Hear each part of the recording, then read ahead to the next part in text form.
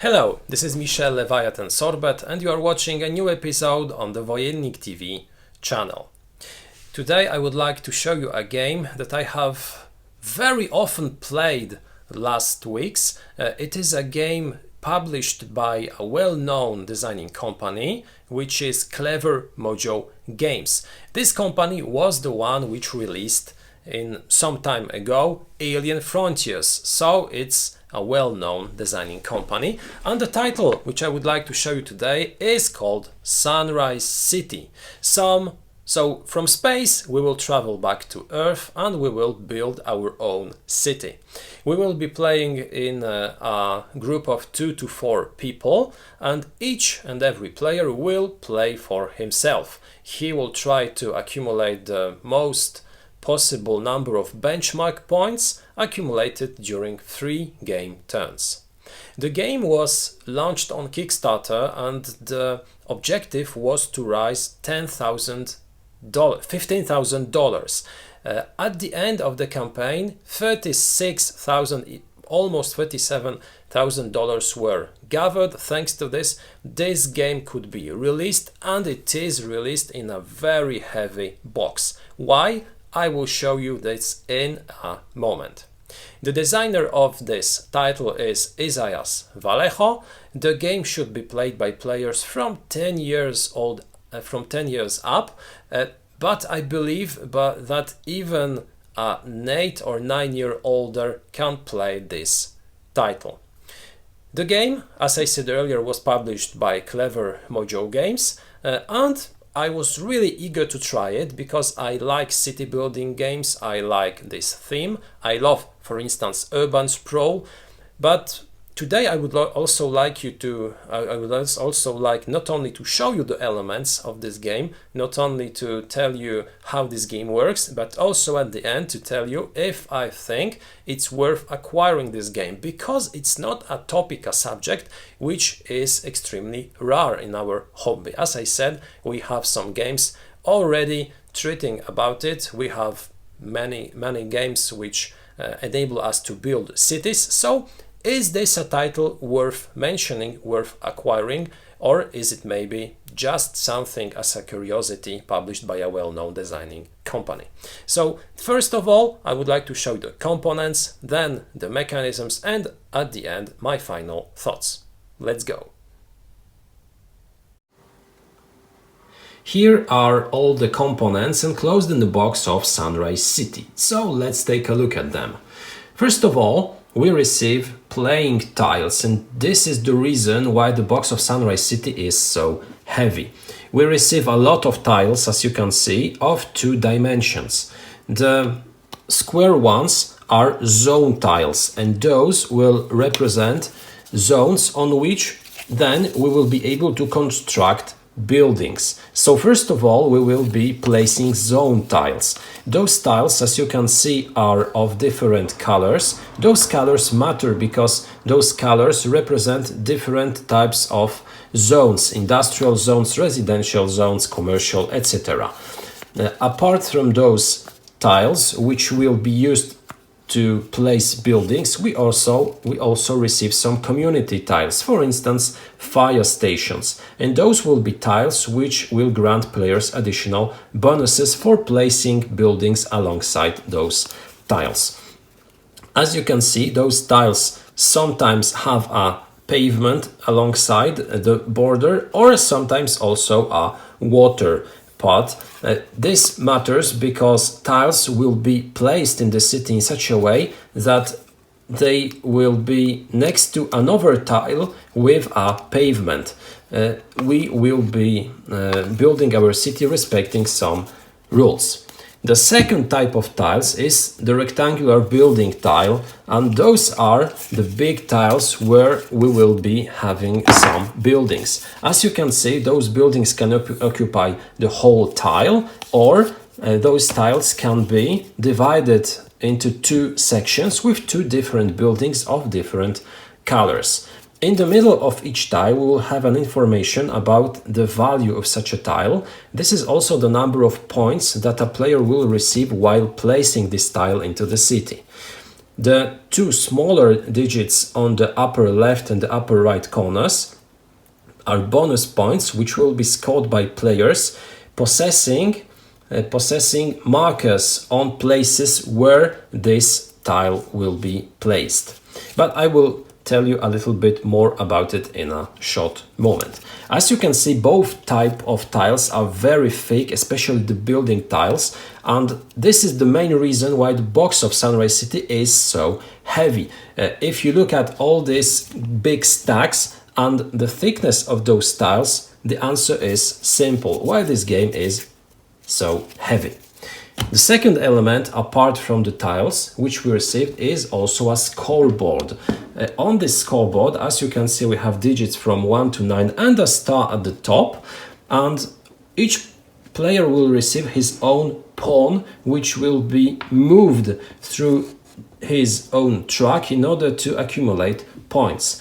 As soon as a player reaches the star, he will receive some victory points, and those victory points will be represented by stars. So accumulating those stars is key to victory, and at the end it's the player who has the biggest number of stars wins. A second type of pawn is also included. Those are the black pawns which will be placed on some buildings in the city in order to indicate that while upgrading such a building, while placing additional stores, you will be able to receive bonus points. One meeple is included because this meeple will be used with one of the personages, with one of the cards included in the game. The cards, yes, we receive some cards in Sunrise City. Those will be role cards, and each player will draft a set of 3 cards at the beginning of the game. Those cards have, first of all, an information about what this role will grant us, what benefit this role will grant us during gameplay, and then a number which will influence the order of the turn during each of the 3 turns that we will play. A small curiosity, some of those roles or some of those persons represented on those cards were sponsored. For instance, here we have a role sponsored by Kevin Bertram via Kickstarter. So those were additional bonuses, but not only, because we also have the artist. For instance, here we have Sarah Chip Nixon, who represented herself in the game. Here we have also another sponsor, but somewhere here we also have the designer of the game. Here he is, Isaias Vallejo. So we can take a look at his representation in the game. We receive one special tile. It is the town hall tile, the central part of the city where the construction will begin. Another thing that we receive are bidding chips, which will be used by players in order to reserve some zones in the city to construct during a further phase. During the game, we will be trying to take control of some zones in order to be the player enabled to construct a building in such a zone. The last thing that we receive is, of course, the rulebook. It's a small rulebook, a rulebook of 12 pages, as you can see, in color with some examples. It's a very fine rulebook, very well written, with a nice structure.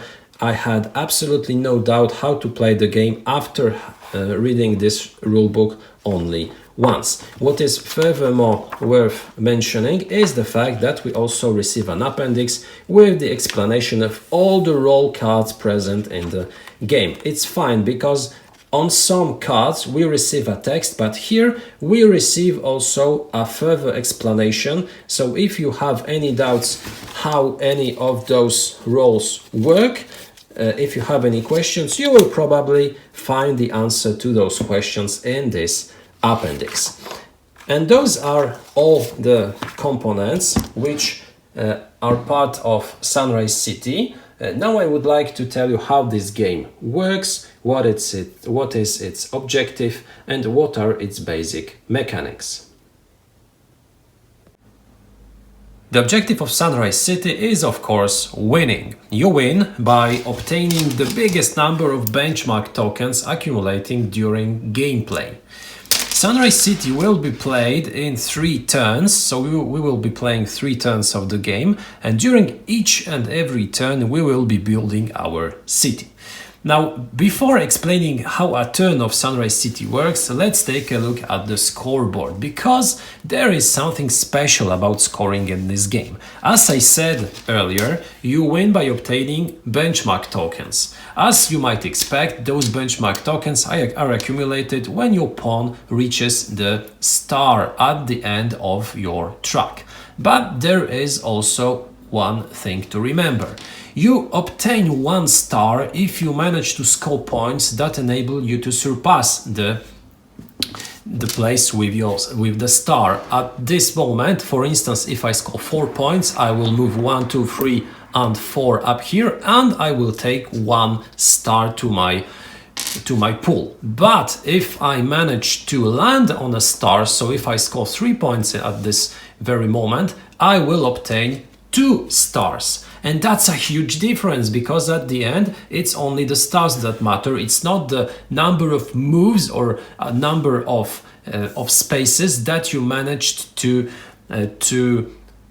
advance your pawn on this scoreboard. So it's important to be at the right place at the right time in Sunrise City. That's a very nice addition.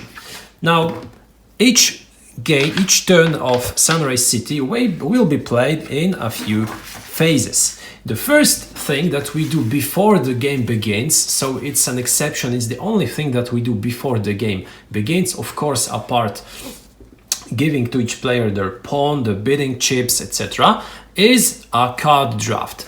As I already showed you, there are rows which will be randomly distributed to each player. Each player will receive a set of 4 such cards at the beginning of the game, and your objective is to keep 1 of those cards and to give the rest to your opponent. You then receive a set of new cards, you choose 1 and you pass your cards, so it's a classic draft. The last card is discarded and you end with 3 cards at your disposal. Those 3 cards will be used during each turn of Sunrise City, because at the beginning of each turn you will have to choose one of your identities in order to, first of all, obtain additional capability, and secondly, to determine the turn order. If you happen to obtain a number which is less than your opponents have, you will be the first player. Otherwise, you will play second, third, or even fourth. So after choosing those cards, gameplay begins. The town hall is placed at the center of the playing area, and each player receives a set of 4 zone tiles and 4 building tiles. And now, looking at those tiles, you will have to carefully decide which character to choose for this round, and then how to place your tiles. So after choosing your character, of course in such a way that other players do not see what you have chosen, when all players are ready, those characters are returned, and we verify which player has the role with the number which is the smallest. This player begins play. Now, the turn of Sunrise City is being played in a few phases. The first phase is the preparation phase, and this preparation phase, as I said earlier, is when you draw tiles and when you choose your identity. Then we pass on to the zoning phase, and during the zoning phase each player will place a tile into the city. Now, we can place a tile always in such a way that this tile is being connected through a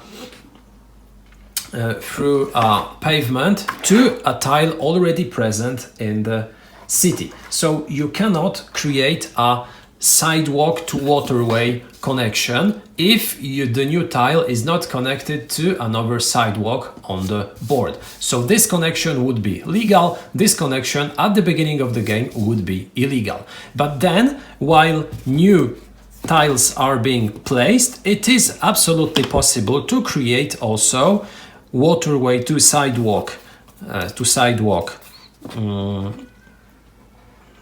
connections. For instance, here it's possible to create a sidewalk waterway connection because we also create a sidewalk to sidewalk connection. Now, placing those tiles has one purpose. It's creating new places for buildings to be constructed during the next phase. As you might have already seen, the tiles have different colors, and those colors are corresponding to different types of buildings, because we have some yellow tiles which correspond to industrial buildings, we have red tiles which correspond to residential buildings, we have blue tiles which correspond to commercial buildings, and we also have green tiles which correspond to parks and recreation, and finally we have the purple tiles which are, while they are mixed, they can be used as any type of tile. Creating such a grid permits players to create fundaments for buildings which will be placed during one of the next phases. After all players have managed to place all their tiles in the city, we pass on to the bidding phase. During the bidding phase, we will be using our bidding chips, and each player has the opportunity to place one of his chips onto the zone, one of the unoccupied zones, in order to bid for this zone. Then the next player will place a chip and the next player will place a chip, but it is also absolutely legal and possible to place a chip on another player's chip. If the yellow player would like to regain the possibility to control this location, he would have to place his own chip once again. It's possible so to outbid your opponents, but it is also possible to place one of your chips on one of your own. And creating such a stack of two chips means that you block this space. You will be ultimately the one who will control this space.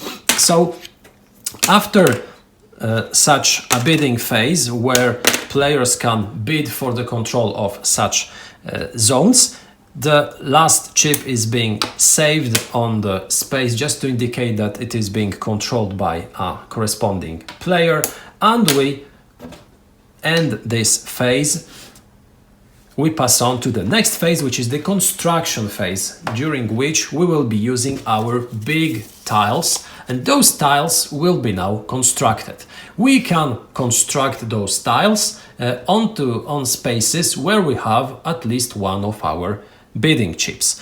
For instance, this big red building has to be placed on two places with the red color. So this place would be absolutely legal because there are two red spaces. This place would be legal because we have a red tile and a wild tile which can become red, but it is not possible to create such a construction because of the waterway. The tiles on which we construct at the floor, at the bottom floor, have to be connected through sidewalks. So here it's impossible. So imagine we construct this tile. What happens now?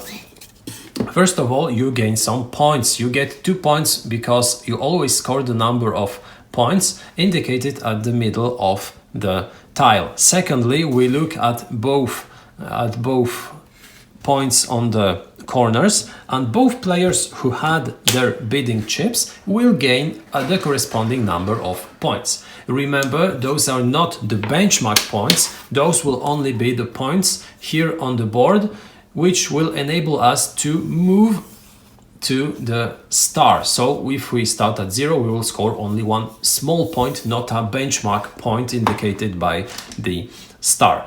Additionally, while building our buildings, we also verify if those buildings are surrounding special community buildings. For instance, here we have a green community building, and if anyone managed to construct a building consisting of a green pond, you would also gain some points for such a surrounding. During the zoning phase, which was one of the previous ones, you also score points for adjacency. So tiles of the same color placed somewhere adjacent to the tile that you placed also give you the same color of tiles also give you points. After placing a tile, the next player has his move, and he also has the opportunity to place a tile. So here, for instance, let's search for a tile which could be legally placed somewhere here. For instance, that would be such a tile which would be legally placed here. It would be illegally placed here because of the waterway. So imagine that this connection is different. For instance, we have such a tile and such a tile. Now this move is absolutely legal. So this is the first floor. While placing this first floor, another thing also happens. It enables players to rise a second floor, placing buildings on the first floor in such a way that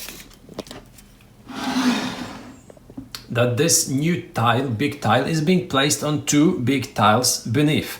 Additionally, while placing additional floors, those buildings will become higher, and for each floor with an odd number from the third, you will gain additional bonus points while placing new tiles on it. So for the third floor, you will receive 1 bonus point. If we already had a third floor, the fourth would not grant additional points, but a fifth would grant us 2 additional points, then the seventh would grant us 3 additional points, etc. As I mentioned earlier, the purple tiles are wild ones, so we can absolutely legally place such a tile, for instance, on a red tile, and now on this big wild tile we can place absolutely anything. Then we can also place such a tile up here, because the purple would be wild, it can go up to the yellow. And players place their tiles until all have used their tiles, unless somebody is unable to build a tile, because it is possible that due to the lack of corresponding places to build, a player will be unable to play all his tiles. In such a case, he just skips his turn, he can pass and wait for the city to change in order to place his tile. If he's unable when all players have already used all their tiles, he discards them and he ends his turn. So players will play 3 such turns. After each turn, the remaining bidding chips, unused bidding chips, are being removed, and we restart by choosing one of our rolls from our hand, and we play a new game turn. At the end, we verify who has the most benchmark points. In case of a tie, we verify which pawn is the closest to a star, and the player who has this pawn wins. And that's it when it comes to the rules of Sunrise City. Now I would like to tell you what I think about this game, if I think it's a good game, what are its strong points and what are its weaker points. At the beginning of this video, I have said that I would like to tell you at the end if this is a game worth acquiring, because there are so many city building games on the market that it is almost impossible, or it is difficult to tell which ones to choose. So is Sunrise City one of them? I would say definitely yes. And why? Well, I would like to explain it briefly. First of all, what I love, what I really like in this game, it's its climate, it's its theme. The components are great, they are a little bit retro, so it's not something very luxury, it's not something which reminds me of current Kickstarter projects where you get tons of minis, tons of plastic elements. It's just a good quality game. It's not one of those which will raise your eyebrow.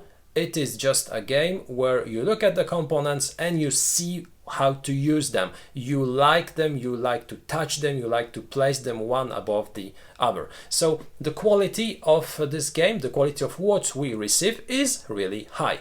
But what is even more important is its climate, it's the theme. All those components really work well together. And while we play, while we place the zone tiles, the building time tiles, we really have the feeling of building a city. And that's quite an achievement, because we have so many city building games where the theme is just so abstract, where we do not feel like building a city. Here in Sunrise City, I do have this feeling each and every time. I believe it's due to the fact that the game is designed in such a way that the city that we are building is three-dimensional. It's not just flat. We do not have only building tiles which will be laid flat above the table. Those buildings will really become higher and higher. So somewhere in our city, some skyscrapers will be placed. Those buildings will have different shapes. They will transform from one to another after several plays. So the city will evolve, the city will live, and that's really a great thing. That's something which I believe it's a thing that is one of the biggest strengths of Sunrise City. I like the scoring rules in this game because it's without this little tweak consisting the way that you score those benchmark stars. You have to land on the 10 spot in order to receive 2 benchmark points. If you score 1 point less or 1 point more, you won't be able to receive 2 stars, and ultimately you'll end up with 1 star. And that makes all the difference, because you cannot just accumulate the most number of points. That would be really straightforward, that would be easy. Here it's much more deep. It demands from the players not only to look how to best place their buildings in order to accumulate points, it's also a question of optimize how to do this.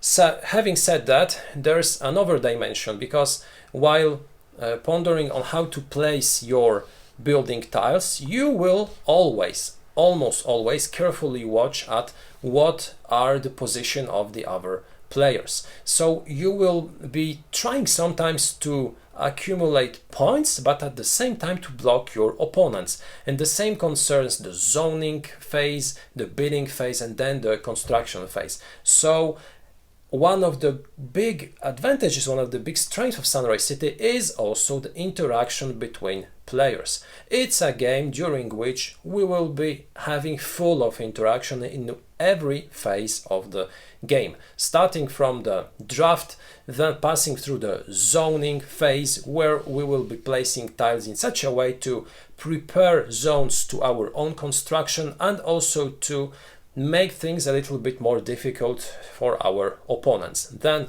we will have the bidding phase, in which the interaction will be the most important part of the phase, and finally the construction, where we will be competing one against the other in order to take the best spots in order to place our tiles and to forbid our opponents to place theirs. So the interaction is really high, but at the same time it's not a very aggressive interaction. It's an interaction which is not a classic head-to-head. So I believe that playing this game will not result in any conflicts between players. Even if somebody places a tile on a place where I wanted it, he'll just try to place his tile elsewhere. If somebody outbid me, well, I can just bid elsewhere, or I can outbid my opponent. So it's up to the players, but I said earlier, it's not a classical conflict. The interaction is just at a level which, in my opinion, enables non-casual gamers to have fun with this game. Having said that, I believe it's a game easy to learn, easy to teach, so non-casual gamers will have no problems to play it, and to play it at a high level. The playing time and the huge replay value of this game are two more strengths. As I said, the playing time depends on the number of players, and while playing at 4 players, it can take up to 1 hour and a half, while playing at 3, it should take about 1 hour. With 2 players, we can play a quick game in even 30 minutes. So quite nice, especially when we see the final result, the great city that we have constructed. The replay value is huge because there are so many different aspects, there are so many things that will change from the game to game. Starting with the drafted roles, we receive a lot of roles, so each time we will have a different set of characters, then a different set of zones, a different set of constructions. Each time the city will become different. It's something like Carcassonne. You always receive a new board, and a very pretty board. So what are the weaker points of Sunrise City? After all, it's not a perfect game. Well, I'd say one thing annoyed me during gameplay. Those were the rules concerning points accumulation, because we have different rules about acquiring points in the zoning phase and different during the construction phase. In the zoning phase while playing zone tiles, we will accumulate points only for adjacent tiles. So diagonal connections won't count. In the construction phase, we will gain points also for those diagonal connections. So I do not know why such a difference. It's a thing that complicates the game, and I believe it was absolutely useless. The game wouldn't be very different if there were one and only rule saying, for instance, that you score points for each adjacent tile or for each tile surrounding our tile. One of those rules would very well work during both phases. But that's just a detail, that's just something that annoyed me personally. Maybe there was reasoning behind this rule. Concluding, Sunrise City is a fantastic Euro family game in which we will build a 3-dimensional city. It's a game full of interaction, with a huge replay value, with great quality components, and a smart way to accumulate points. I believe it's one of the best city building games up there, so if you have any doubts, just grab it and try it. That was Sunrise City from Clever Mojo Games. Thank you very much for watching this video. I hope you have a great day and that you return to our YouTube channel in some time. Goodbye.